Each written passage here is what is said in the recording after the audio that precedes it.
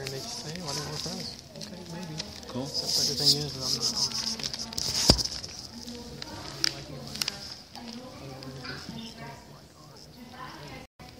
So I'm still trying to figure out how to. If we give us back. If we don't, it's good. Yeah.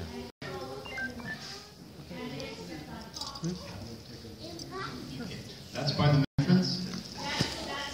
Let me get these papers.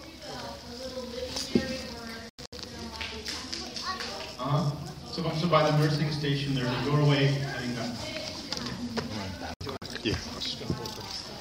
So just afterwards, I'll talk with you. If you give me the specific date and time, we can deal with that, and I'll have the nurse manager call you. But as far as weekends versus weekdays, there is a difference, because on the weekends and at night, the rehabilitation therapists are not there, and clerical support is not there. But as far as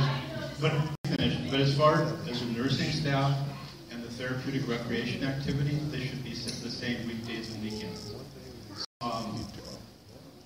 You'll notice less people around because there are less things going on as far as the therapeutic activities.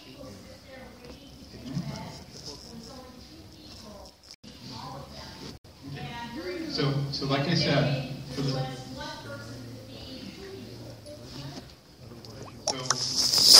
will get the specifics from you, which ward it was, and I'll have the nurse manager give you a call. He is serviced me as late as 7:30, even after trying to.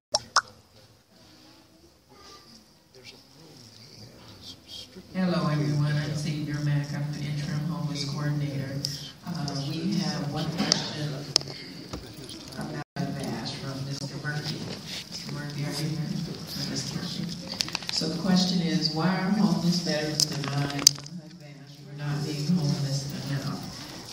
And Mr. Murphy, there may be some specific things that you can talk about, and one of the other homeless supervisors here on the side at the end, but just generally, so everyone in the audience knows, we do have federal guidance from VA Central Office and our other federal partner, HUD, Housing and Urban Development, that create specific requirements for the HUD-VASH program as it relates to who is eligible. No problem. And a part of that, there are some requirements, but one of them is that there are specific elements around homelessness.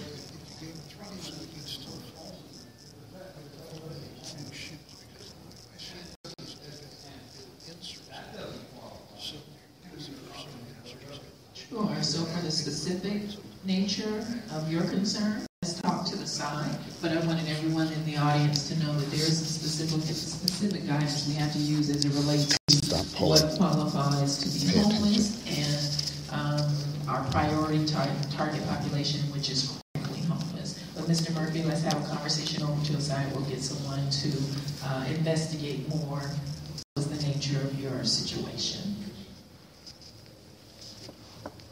We'll do one more on parking, because the parking issue affects everybody. So I'm going to let Captain Weiner from our VA Police talk about parking and then wrap up. Good evening. My name is Dave Weiner. I'm the Acting Assistant Director, and I'm also an Air Force veteran.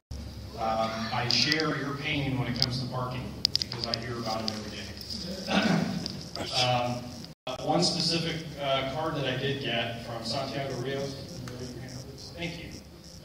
You're asking about any measures taken to ensure that no college students take over the new parking lot. They won't. We've been enforcing that very heavily, and we've been actually removing Cal State students from our parking lot. Understand, however, we do have Cal State students that are interns here, that do work here and provide care to our veterans. So we don't want to be too draconian when it comes to parking. But to let you know, the medical center is coming up with a lot of improvements around the medical center. You see a lot of construction going on, new mental health facilities going on. But as it relates to parking, there's two things. There's a very large parking lot that's being built in the back.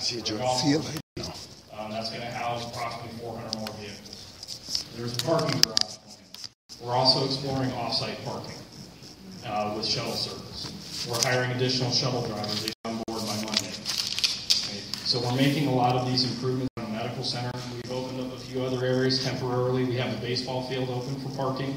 That's only a temporary measure until we can get those other facilities open as far as parking. Okay, I got one last, but I promised it up here in the front. It's already over, but I'm going to let her do her question, then we're going to wrap up. Hi, thank you. I retired in 2008, but I'm still young enough to where I have to work until I retire from my civilian life in 20 years. And I have to come here, I come here for medical care, and in order to do so, I have to take time off from work. Is there any plan to maybe extend your hours or stagger shifts so that there are people always at the desk during lunches, breaks, after 4 o'clock? I work at a hospital, and that's what we do. We are never closed for lunch. We see patients after 5. We see patients on Saturdays. Sometimes we see patients in the evenings. That used to be a plan here, and it got canceled before my appointment. Mr. Anderson, I was told to bring you my card. I have questions. I'm a doctor. I'm a PhD. I'm George Anderson, and I wanted to add to your question on the policy. Yeah. Because what's happening is that there are female veterans that I know, 3 of them, that are in the early stages of hepatitis C, but they can't get the medication for treatment. They're telling that the viral load is not high enough for them to get treatment, and I think it's outrageous because we are owed an honor debt, and these women have already sacrificed so much. But then to have to be told that they can't get help, that is really disgusting. And you know what? Same thing is And if you want, medical marijuana. We need it. We need it. We need it. You know what? I did 20 years, 30 years ago before I went in the VA. Don't leave. Stop it.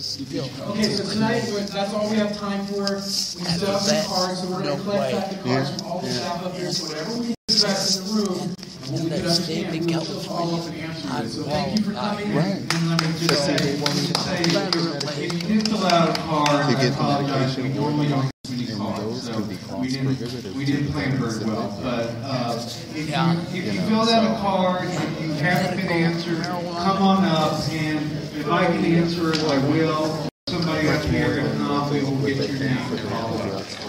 Thank you. Gave you my contact information. You can contact me at any time. I also have a radio program. No.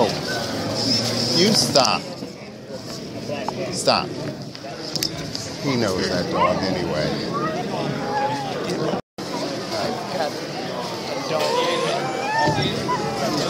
Just like those. These two are my The man. They stop. Yes.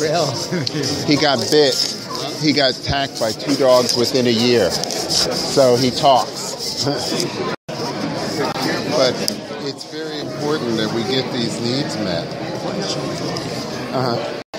guy